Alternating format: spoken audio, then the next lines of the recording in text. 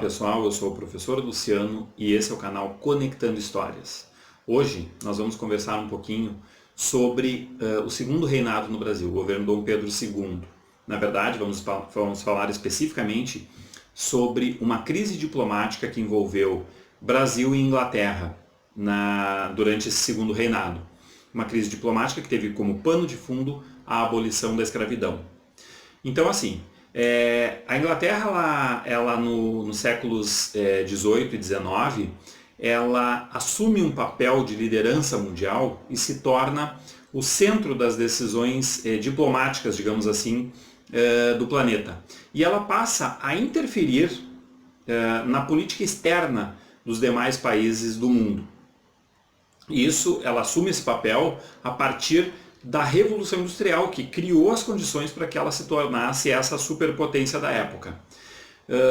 Junto a essa questão da ascensão da Inglaterra como nação mais poderosa do período, o capitalismo, o modo de produção capitalista, ele se consolida como modo de produção vigente no mundo. E ele tem, por conta dessa Revolução Industrial, por conta das questões econômicas que transitam lá pela Inglaterra, ele tem então o seu centro nesse país, na Inglaterra. A Inglaterra, com essa questão econômica e política em destaque no mundo, ela passa a pressionar as demais nações, e o que nos interessa aqui especificamente é o Brasil, pelo fim da escravidão. Por quê?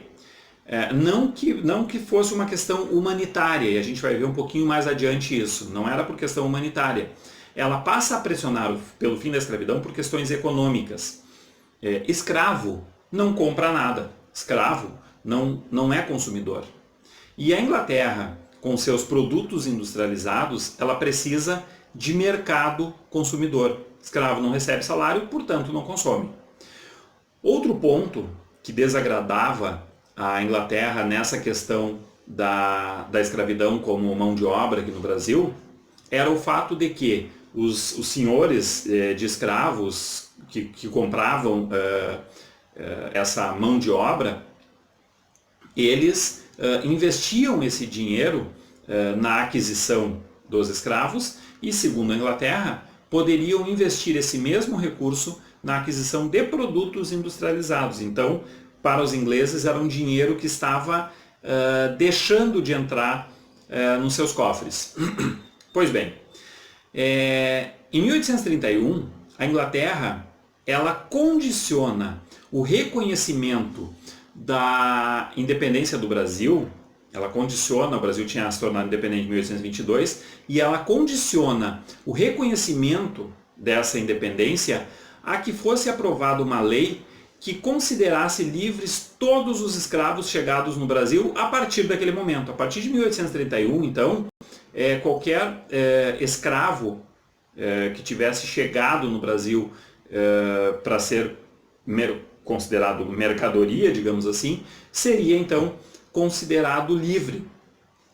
Pois bem, o Brasil aprovou essa lei, só que essa lei nunca entrou em vigor. Por isso, a gente tem aquela expressão para inglês ver, que a gente conhece muito bem, né? Lei para inglês ver. Se aprova uma lei, só que essa lei nunca é cumprida, é uma lei para constar no papel. A partir de 1845, então, como a lei foi aprovada em 1831, nunca foi cumprida, a partir de 1845 a Marinha Britânica ela passa a atacar os navios negreiros que estavam trazendo os escravos para o Brasil. Ela passa a atacar esses navios. E aí vem a questão que eu comentei anteriormente, que não era por questão humanitária que a Inglaterra era contrária à escravidão. Ela era contrária por questão econômica, porque ela passa a atacar e afundar esses navios negreiros. Né? Ou seja, as pessoas que estavam ali dentro morriam, né, nesses naufrágios. E ela invade portos brasileiros, descontentando o governo local aqui então, né? Invade portos brasileiros para atacar esses navios negreiros, né, que conseguissem porventura chegar até o Brasil.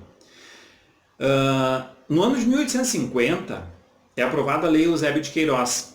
essa lei ela proíbe o tráfico negreiro e expulsou do Brasil todos os traficantes de escravos. Após esse momento, o governo inglês então passa a pressionar pelo cumprimento da lei de 1831. Quer dizer, aquela lei que tinha sido feita, que considerava livre todos os escravos a partir daquele período, o governo inglês começa a pressionar para que ela entre em vigor efetivamente e para que todas aquelas pessoas fossem consideradas livres. Imaginem, 1831 a 1850, isso dá 19 anos, muitas pessoas chegaram nesse período e seria um mercado consumidor considerável para os interesses ingleses. Então, diante desse cenário de tensão entre Brasil e Inglaterra, dois fatos intensificam os atritos entre esses dois países. Né? Duas coisas que aconteceram. No ano de 1861, um navio inglês, que estava, o Príncipe de Gales era o nome do navio, que estava passando pela costa do Rio Grande do Sul, ele naufraga. Né? E a sua carga ela teria sido furtada. O furto nunca foi esclarecido. Né? Mas os ingleses argumentavam que tinha um valor considerável em mercadorias ali, que essa carga tinha sido furtada e que o governo brasileiro teria que dar conta disso. Isso em 1861.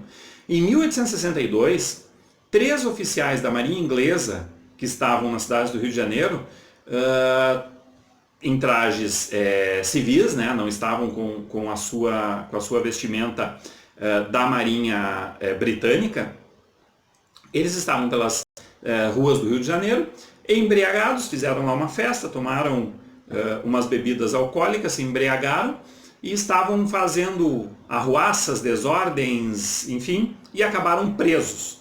Pois bem, por essas duas questões, então, o embaixador inglês, que se chamava William Christie, ele exigiu de parte do governo brasileiro o pagamento de uma indenização pela carga que teria sido furtada nesse naufrágio e a prisão dos policiais brasileiros que haviam capturado os oficiais ingleses. Ele achava que essas prisões teriam sido arbitrárias, enfim, que esses oficiais ingleses não poderiam ter sido presos.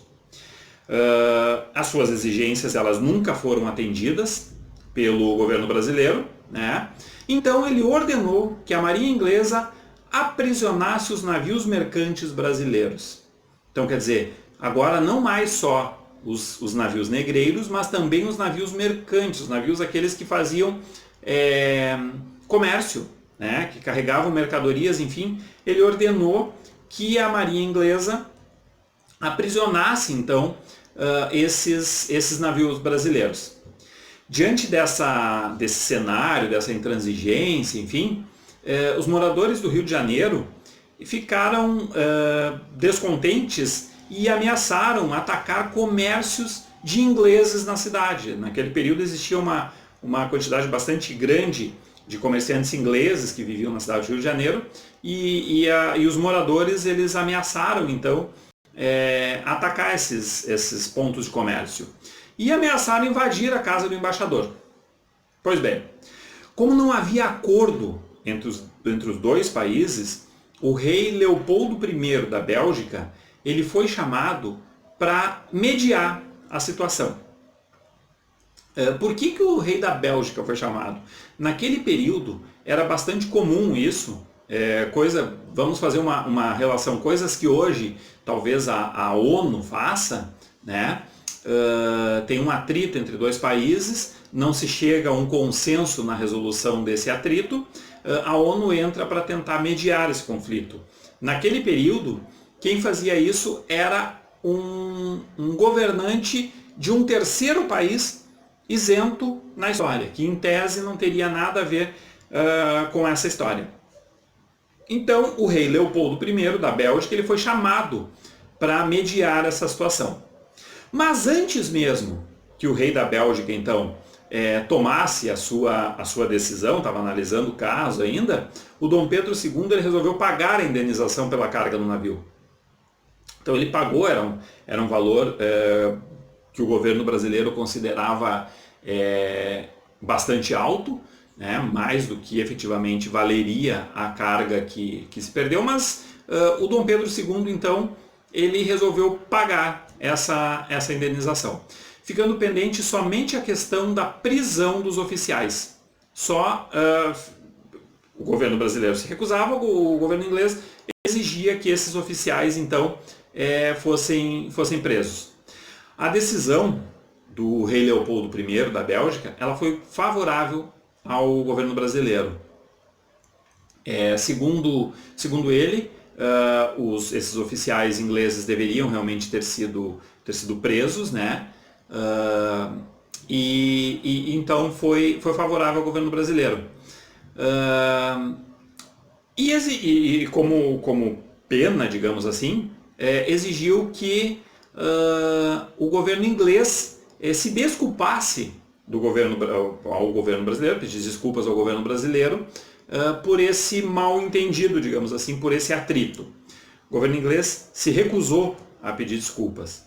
Então, o governo brasileiro, Dom Pedro II, rompeu relações diplomáticas com a Inglaterra. Esse período durou aí mais ou menos uns 3, 4 anos, até que em 1865 o governo inglês finalmente decide se desculpar, arcar com essa, cumprir, melhor dizendo, esse despacho do governo belga, né? Então ele decide por esse pedido de desculpas, e as relações diplomáticas entre os dois países, entre o Brasil e a Inglaterra, são então em 1865 restabelecidas. Então é isso, gente, né? É uma questão mais pontual dentro do segundo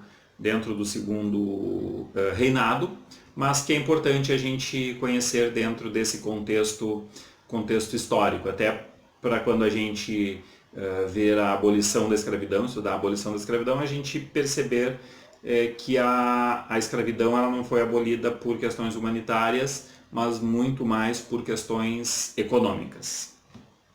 É isso, um abraço a todos.